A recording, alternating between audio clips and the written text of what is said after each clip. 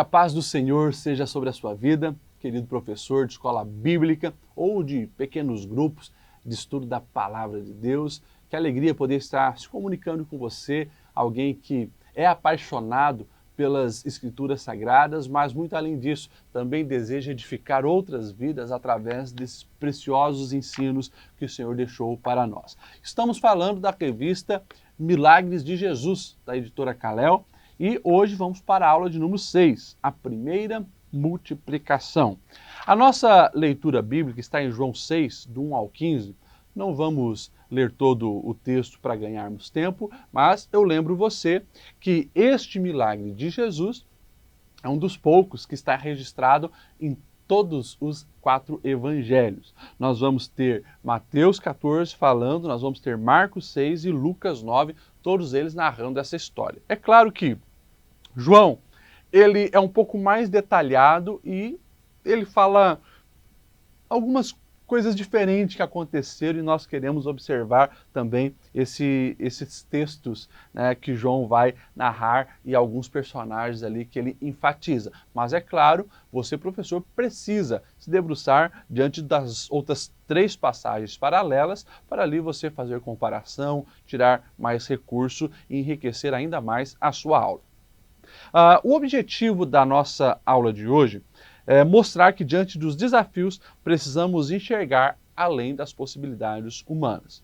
Ou seja, sabemos que todos os textos que estão na Sagrada Escritura servem para nos inspirar a tomarmos algumas atitudes na nossa caminhada. E quando a dificuldade vem, o nosso olhar não pode estar limitado ao natural, mas ao sobrenatural. Isso nós vamos falar em toda essa lição. E é o que você, professor, também precisa aí enfatizar para os seus alunos.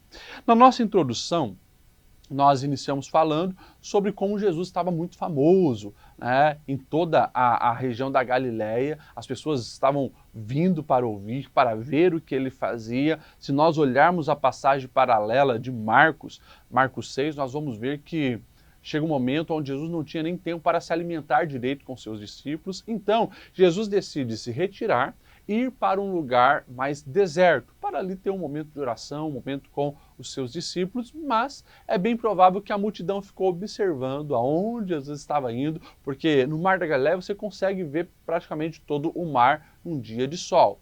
Então eles observaram em qual região o barco de Jesus parou e todos começaram a ir para lá, uma multidão enorme, mais de 5.000 pessoas, né? Só de homens eram 5.000, se juntaram lá e Jesus ali ensinou, Jesus pregou, Jesus fez milagres. O tempo passou, as pessoas não perceberam que o tempo correu. E quando se deram conta, né, a barriga estava roncando, as pessoas estavam famintas e estão num lugar deserto. Não tem uma padaria perto, estão longe da sua casa, surge uma preocupação, será que eles vão conseguir caminhar tanto sem desfalecer no caminho? O problema está nítido. Então nós entramos ali no ponto 1, né, que fala a nossa fé será testada, e no 1.1 uma pergunta inquietante. Por quê? Porque Jesus ele vai fazer uma pergunta a Filipe. A pergunta que Jesus então faz a Filipe é: onde compraremos pão para este povo? E por que a fé será testada? E por que essa pergunta inquietante? O texto diz que Jesus já sabia o que ia acontecer. E o objetivo era justamente testar Filipe. Isso é curioso, né? E aqui, professor, você já pode levantar uma pergunta aí para os seus discípulos, né? Jesus nos testa às vezes? Né? Se os seus alunos, pergunto para os seus alunos se eles entendem isso, né? Que muitas vezes a nossa fé vai ser testada. Ou quando estamos lendo a Bíblia, o Senhor manda uma pergunta ao nosso coração, ou quando estamos orando, ou quando estamos refletindo a respeito da nossa jornada de fé, uma pergunta que muitas vezes se enquadra nessa realidade, é inquietante. Uma pergunta inquietante para nos fazer pensar, fazer refletir. Tá? 1.2, então, vai falar justamente isso. É um teste para a reflexão. E aqui eu quero destacar essa frase: o mestre desejava ver a coerência entre teoria e prática nas manifestações verbais de fé desse discípulo. E é claro, por quê? Quem é esse Filipe? Filipe é aquele que lá atrás, em João capítulo 1, verso 45, ele vai falar de Jesus para Natanael. E a afirmativa dele é: achamos aquele sobre quem Moisés escreveu na lei, e a respeito de quem os profetas também escreveram, Jesus de Nazaré, filho de José. Olha só, Filipe, ele cita Moisés, mas ele se esquece, né, que no meio do deserto, Jesus, que é maior do que Moisés, poderia trazer uma solução. Porque lá no deserto, Moisés, que era um grande líder, clamou a Deus e caiu o pão do céu. E agora tem de novo deserto, tem de novo uma multidão, mas Filipe, ele não consegue enxergar uma possibilidade da intervenção divina, do agir sobrenatural. Eu coloquei aqui também uma frase que eu quero destacar, que diz assim: todo ser humano corre o risco de com os lábios manifestar a sua fé, mas na prática duvidar, temer e não enxergar a possibilidade do milagre. Muitas vezes nós somos aqueles crentes de frases, jargões que fortalecem a fé. Né? Falamos acreditar no impossível, mas muitas vezes quando a vida dói, quando nós estamos no deserto, quando há uma doença incurável, quando um problema grave afeta a família ou as finanças, a gente nesse momento precisa confiar em Deus e acreditar naquilo que nós falamos sobre Ele, sobre o seu agir. Porque muitas vezes o nosso discurso é muito lindo, é discurso de belas frases nas redes sociais, mas na prática não é bem assim. Então, essa pergunta inquietante que muitas vezes o Espírito Santo faz a cada um de nós, precisa sim gerar essa reflexão e mostrar a coerência entre a nossa vida de fé e a nossa vida de discurso desta fé. E que de fato a gente possa confiar e acreditar numa solução do nosso Deus sobre a nossa vida. É interessante observar que a resposta de Filipe é uma resposta limitada apenas ao natural, ao humano. 200 denários não seriam suficiente para comprar alimento para toda essa multidão. O aplicando o texto do ponto 1 diz assim: as circunstâncias desfavoráveis nunca pegam Deus de surpresa. Jesus já sabia qual era a solução, mas ele usa um momento para ensinar. Muitas vezes teremos de mostrar a nossa coerência entre discurso de fé e prática. Chegarão momentos em nossa vida onde Deus também testará a nossa fé. Se não olharmos para situações impossíveis com os olhos da fé, jamais desfrutaremos do sobrenatural. Vamos para o ponto 2, que diz assim: a solução divina é diferente da humana. E daí a gente no 2.1 entra então nas soluções dos discípulos. Entendemos que o agir de Deus é diferente do agir humano e as soluções humanas também são diferentes das soluções divinas. O que os homens pensaram, os discípulos? Primeira proposta: dispensa a multidão. Deixa eles ir embora e que eles se alimentam pelo caminho ou quando chegarem em casa. Uma outra sugestão: vamos procurar, quem sabe, comprar alimento para esse povo. Mas nem 200 denários vai ser capaz. E ainda que tivéssemos essa grana alta, aqui não tem uma padaria perto. Problemas, né? Na verdade, as soluções deles é totalmente limitada e com riscos, com sérios riscos. Daí a gente vai ver, que está no 2.2, a iniciativa de André. André, quem sabe, ele imagina, muita gente deve ter pão aqui. Vamos sair perguntando quem tem pão, quem tem peixe, quem tem alguma comida e vamos ver se dá de dividir pelo menos um pedacinho para cada um. E interessante que ele encontra um menino com 5 pães e 2 peixinhos. Mas é interessante porque ao mesmo tempo que André ele tem essa iniciativa e manifesta, né, essa proatividade, ele mesmo coloca então um obstáculo, porque daí ele chega para Jesus e diz: mas pois é, o que é 5 pães e 2 peixinhos para uma multidão desse tamanho? Ou seja, ele teve o esforço dele, né, teve uma iniciativa, mas não conseguiu enxergar além das limitações humanas, não conseguia enxergar o sobrenatural. E quando isso acontece, quando há um esforço, mas fica apenas nessa lógica humana, o final também é de frustração. Por mais que tentou, houve uma iniciativa, mas o final é de frustração. Mas daí vem então a solução de Jesus, a solução divina, que é muito melhor, muito mais eficaz, claro, do que as possibilidades humanas. Jesus, ele pega os 5 pães, os 2 peixes, agradece, acontece a multiplicação, todos comem até se fartar, e nós temos então até sobra de pão e de peixe. Eu coloquei aqui uma frase que eu quero destacar: aquilo que aparentava ser um gigantesco problema se transformou numa experiência singular da provisão divina. E aqui, professor, você também pode explorar muito essa área, justamente porque quando nós colocamos a nossa fé em Jesus, damos liberdade para o seu agir, aquilo que talvez seria uma grande dor, uma grande preocupação, um grande problema, pode também ser uma fonte de alegria, porque a gente experimentou a intervenção divina na nossa vida. Alguém já dizia que o caos, a crise, é o cenário perfeito para o milagre acontecer. E nós precisamos entender e acreditar nisso.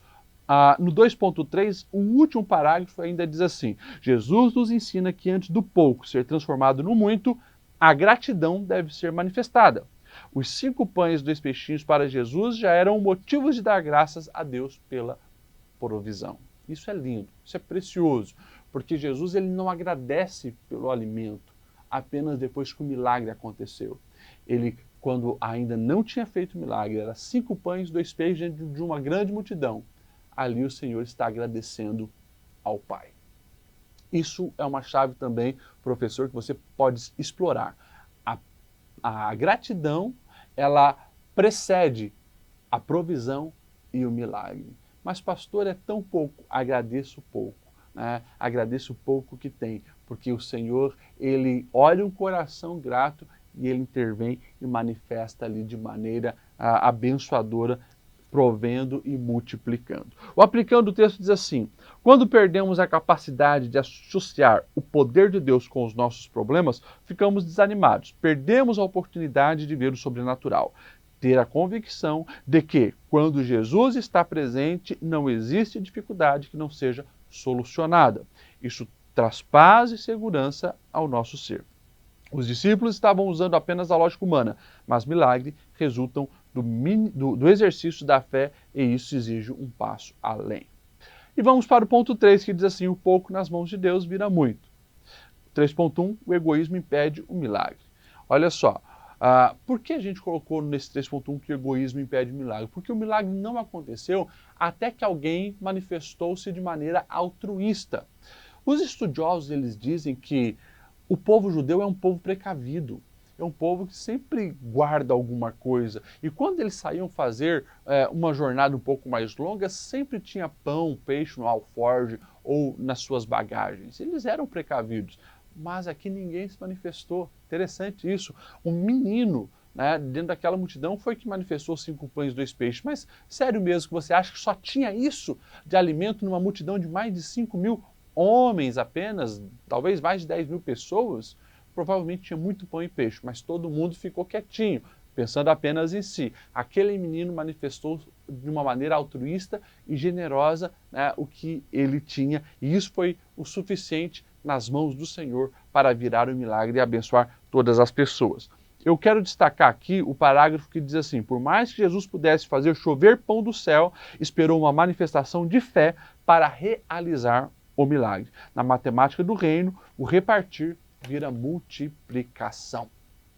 Você, professor, pode falar bastante sobre esse assunto também, né? Do usar o que tem para ser colocado nas mãos do Senhor. Isso em todas as áreas, né? Ou a pouca fé que tem, quando colocada em Jesus, gera milagres. E isso vai fortalecendo a fé e ela vai aumentando e multiplicando. O pouco talento que tem em alguma área colocado nas mãos de Jesus é multiplicado. Ou seja, nós precisamos usar o pouco que nós temos para a glória de Deus, visando, né, contribuir no reino de Deus. E isso vai reverter em bênção para nós e transbordar na vida das outras pessoas que estão ao nosso redor. E, claro, o 3.2, o altruísmo atrai o milagre. Esse garoto que tinha pouco, e o pouco dele é interessante porque João vai dizer que os 5 pães que ele tinha eram de cevado, não eram de trigo. O cevado era um alimento que os mais pobres usavam, né? Ou seja, está dizendo de uma maneira bem clara que aquele menino era pobre. Ele não deu de uma coisa que estava sobrando. Ele não deu porque ele esbanjava e tinha muito. ele deu pouco que ele tinha, era uma pessoa pobre, mas ele confiou que o Senhor poderia dar um jeito e fazer grandes coisas. E claro, esse ato altruísta atraiu o milagre. Eu coloquei aqui também um destaque, né, dizendo que nós precisamos observar que não foi o pão e o peixe do menino que foram colocados até Jesus, mas o menino foi levado até Jesus, ou seja, o ato altruísta dele trouxe ele para perto de Jesus e a partir disso ele também foi, quem sabe, um dos que mais pôde contemplar aquele milagre bem de pertinho, porque ele estava ali acompanhando Jesus de perto. Isso é lindo, né? Isso é lindo. O altruísmo nos aproximando de Jesus. Isso na vida prática acontece quando o nosso coração não é egoísta, quando o nosso coração está disposto a favorecer outras pessoas, nós podemos ter uma certeza, estamos agradando a Deus e teremos experiências singulares com Ele. O último parágrafo diz assim: sempre que nos dispormos a compartilhar, abençoar, repartir e agir com generosidade, Deus se manifestará com bênçãos. Então nós finalizamos aplicando o texto do ponto 3, diz assim: Deus não espera que tenhamos poder em nós mesmos para realizar milagres, mas que tenhamos fé que Ele pode fazer à medida que agimos com confiança. Nunca subestime o pouco quando Deus está presente, por mais que os olhos humanos pareçam insuficientes, para Deus basta. E a gente volta então ao objetivo da nossa lição: mostrar que diante dos desafios nós precisamos enxergar muito além das possibilidades humanas. E claro, professor, você pode aplicar isso em todas as áreas da vida do ser humano, mas quando nós enxergamos além, quando nós sabemos que não há limites para o agir do nosso Deus, a nossa fé é fortalecida e a circunstância negativa não dita os nossos sentimentos, não consegue segurar o nosso potencial, o nosso ânimo, a nossa fé, porque nós sabemos, se Deus está presente, até mesmo no deserto, Ele pode multiplicar pão. Eu espero ter contribuído com alguma coisa para a sua aula, que você possa ser um instrumento de Deus no fortalecimento da fé dos seus alunos. Que Deus te abençoe. Até a aula que vem.